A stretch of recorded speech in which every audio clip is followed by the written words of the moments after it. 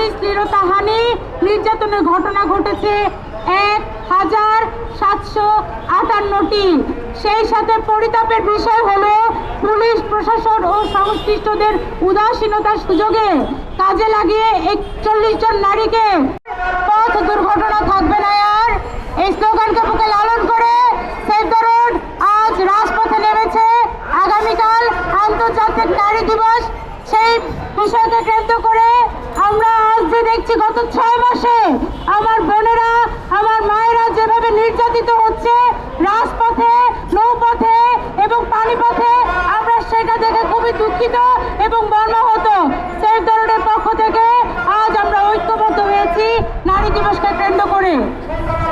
গণপরিবহনের নির্যাতন, ধর্ষণ রোধে কঠোর শাস্তি ও 40% নারী আসনের দাবিতে প্রতিবেদন পাঠ, সমাবেশ, র্যালি জাতীয় প্রেস ক্লাবের সামনে 7 মার্চ বেলা 11টা।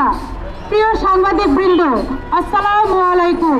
শুরুতেই সেই সকল নিহত ব্যক্তিদের বিদেহ আত্মার মাগফিরাত কামনা করছি যাদের প্রাণ ঝরেছে আকাশ, সড়ক, রেল ও নৌপথ দুর্ঘটনায়।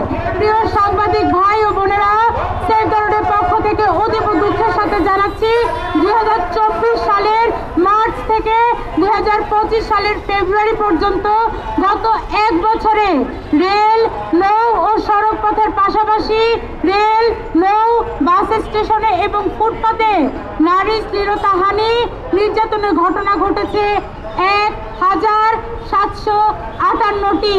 সেই সাথে পরিতাপের বিষয় হলো পুলিশ প্রশাসন ও সংশ্লিষ্টদের উদাসীনতার সুযোগে কাজে লাগিয়ে 41 জন নারীকে ধর্ষণের মতো জঘন্য ঘটনা ঘটেছে এই রাজপথে।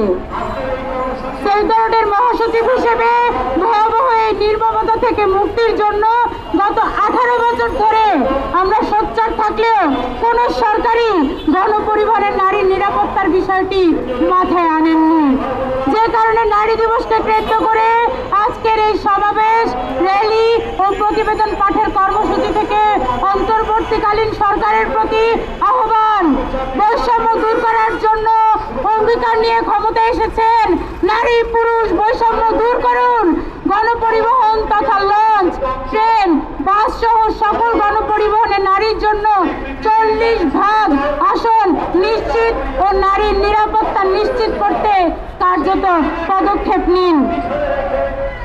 সেভ দ্য রোডের আমাদের এই প্রতিবেদনটি তৈরি করতে আমাদেরকে সহযোগিতা করেছেন সেভ দ্য রোডের vice chairman Sonia Dewan Preeti, save the রোডের প্রতিষ্ঠাতা মুমিন মেহেদি, সেভ দ্য রোডের যত নেতাকর্মী আছে, আমাদের 37টি জেলার কমিটি আছে, সবার প্রতি আমি কৃতজ্ঞ। এবং সেভ দ্য রোডের প্রতিবেদনটি আমরা মন গড়া তৈরি করিনি, আমরা বিভিন্ন জাতীয় দৈনিক এবং জাতীয় চ্যানেলগুলো থেকে তথ্য নিয়ে এবং আমাদের স্বেচ্ছাসেবী থেকে তথ্য নিয়ে আমরা এই প্রতিবেদনটি তৈরি করেছি। 2024 সালের মার্চ থেকে 2025 সালের ফেব্রুয়ারি মাস, বিগত 1 বছরে রেল, নৌ, সড়ক পথ ও রেল, নৌ, বাস স্টেশন এবং ফুটপাতের নির্যাতন এবং ধর্ষণের এই তথ্য আমরা এখানে দিয়েছি। আপনাদের সবাইকে মেইলে দিয়ে দেওয়া হবে। আমি সংক্ষেপে বলছি যে গত 1 বছরে রেল